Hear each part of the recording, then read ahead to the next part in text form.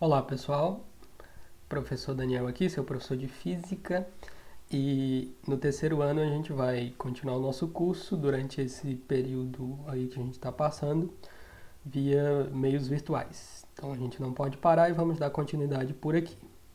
Aí no terceiro ano a gente ia começar a entrar na frente A05 para quem acompanha pelo livro. O conteúdo lá chama-se Movimento Circular Uniforme, é o que a gente vai ver por aqui, certo? Vamos a nossa aula, movimento circular uniforme.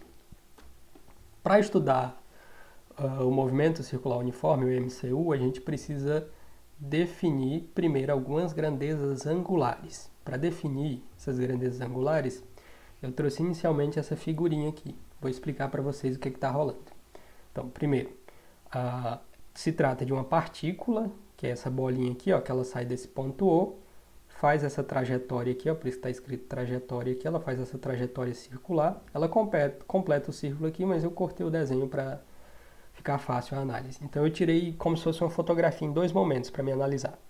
No instante inicial, na origem, e depois que ela andou um pouquinho aqui até o ponto P, certo? Então tem três coisas que eu posso tirar dessa ilustração, desse desenho, do movimento circular dessa partícula, que são importantes, que me permitem dar um teor físico e uma análise matemática do movimento circular. Então, quais são essas coisas? Primeiro, toda coisa que anda em movimento circular faz um círculo, certo? E todo círculo tem um raio. Então, esse raio é importante para a gente. Ele está aqui, ó, a distância que a partícula está da borda até o centro do círculo. É o raio R, letra R maiúsculo. Outra coisa que é importante é esse espaço percorrido aqui, ó, que a partícula percorre até o ponto que eu escolhi, que foi onde tirou a outra fotografia. A partícula continua girando, eu tirei uma foto para analisar, como se tivesse tirado uma foto para fazer a análise. Então o que é que rola? A segunda coisa importante é esse arco que a gente usa a letra S, chama espaço linear, percorrido aqui. E outra coisa importante, a terceira, é esse ângulo de abertura φ. Lá na matemática, os matemáticos definem também, uma das maneiras de definir ângulo é dizendo que ângulo é uma abertura entre duas semirretas de mesma origem, que é o nosso caso. Então, se eu tenho duas semirretas com a mesma origem, eu tenho um ângulo. No nosso caso, o ângulo, a gente usa a letrinha grega φ para expressar esse ângulo. Então, usando essas três coisas, a gente vai fazer algumas abstrações e chegar nas grandezas angulares que são importantes. Então, a gente vai partir da definição de ângulo, que está aqui, ó. Uma das maneiras de definir ângulo é dividindo o arco, que é esse arco aqui percorrido, pelo raio. Essas são as definições. Então, partindo da definição matemática, eu vou pegar e fazer isso virar uma equação para o espaço linear, tá bom? O ângulo φ ele vai ser chamado também de espaço angular, para diferenciar desse espaço linear S, que também é chamado de arco. Então, vamos lá. Se eu tenho essa equação aqui da matemática que me diz que o ângulo é arco sobre o raio, e eu quero esse arco, que é o espaço percorrido, basta eu passar o R que está dividindo multiplicando para o outro lado. Foi o que aconteceu aqui. E eu tenho uma equação para o meu arco ou para o meu espaço linear. Lembrando que a unidade de medida para ângulo é o radiano, no nosso caso a gente vai usar radianos, mas pode ser grau também, isso a gente trata um pouco mais para frente. Agora, eu vou só levar vocês para uma outra cena para mostrar um exemplo como se fosse na natureza de um movimento circular uniforme, para essa coisa ficar menos escorregadia. Então vamos mudar de cena aqui para a gente analisar um exemplo de algo próximo de um movimento circular uniforme. Então aqui a gente tem aquele simulador que vocês já conhecem aí do terceiro ano, que é o PhET Simulations. E aqui eu tenho uma simulação do sisteminha solar, apenas com o planeta Terra. Aqui eu tenho o Sol e a Terra. Todo mundo sabe que a Terra faz um movimento de translação. Então eu vou colocar aqui alguns vetores, o vetor velocidade, a força gravitacional e o vetor velocidade. E colocar essa coisa para girar. Vou adicionar também aqui o caminho, para vocês verem que isso estaria bem próximo de um movimento circular uniforme. Lembra que o período de translação da Terra em torno do Sol é de 365 dias. Depois, lá na frente, a gente vai precisar definir período e frequência para essas coisas que giram. A Terra, por exemplo, faz um movimento quase que periódico, de período 365. Ó, aqui já teria dado um ano aqui. Outra coisa que a gente pode olhar é o movimento da Lua em torno da Terra.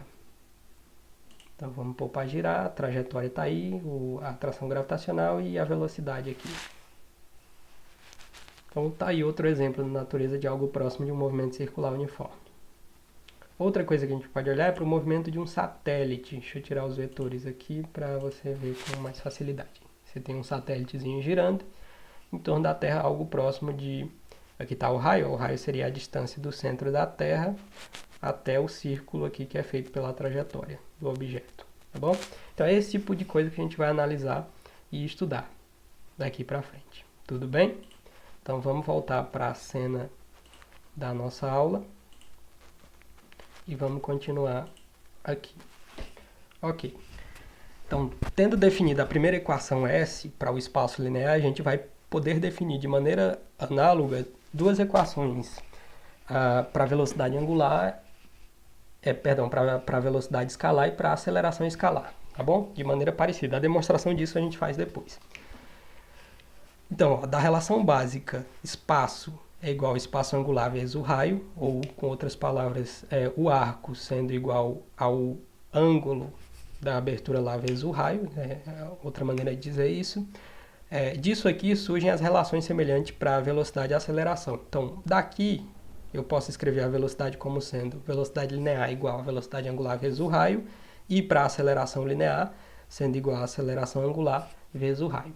E aqui a gente tem definida já três grandezas angulares.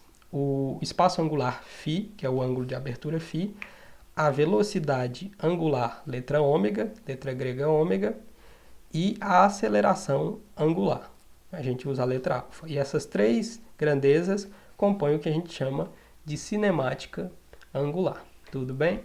Vamos para frente. Então, vamos agora olhar um pouco mais para o movimento circular uniforme. No MCU, que é o nosso movimento circular uniforme, a trajetória é um círculo.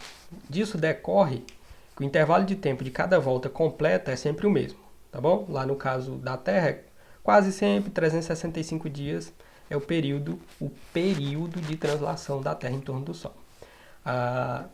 Então, isso significa dizer que de tempos em tempos iguais o móvel passa pela mesma posição. A Terra, como ela não descreve exatamente um movimento circular uniforme, tem aquela correção do ano bissexto, né, das 4 horas e tal. Porque são 365 dias e 6 horas. Aí chegou às 6 horas para cada 4 anos virar um dia.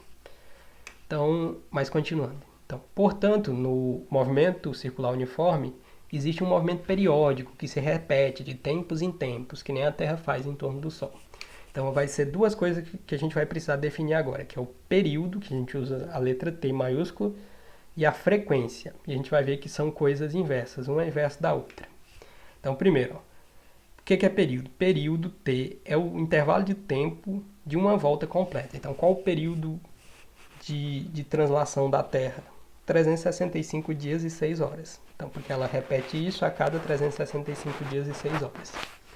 A segunda coisa que é importante a gente definir é a frequência. A gente vai ver que a frequência é o inverso do período. O que é a frequência? Frequência, letrinha F minúsculo, é o número de voltas por unidade de tempo. Então, a gente vê que são coisas inversas. A frequência vai ser o inverso do período, é o contrário do outro. Então, como é que eu vou medir? Então, já que período é intervalo de tempo, a unidade de medida do período é segundos. No sistema internacional pode ser horas, no caso de translação da Terra, ela tem período de 365 dias e 6 horas. E a frequência, qual que é a unidade de frequência? A frequência ela é usualmente medida em RPM, rotações por minuto, e também em ciclos por segundo. Aí, a unidade de ciclos por segundo no sistema internacional é o Hertz, em homenagem ao físico alemão Hertz. A gente usa a letrinha Hz no Sistema Internacional de Unidades para medir frequência. Então, essa introdução ao movimento circular uniforme a gente para aqui e volta na segunda aula, ok? Já que a gente precisa ter um controlezinho do tempo. Então, na próxima aula a gente continua com o movimento circular uniforme e vai definir mais algumas coisas. Até lá!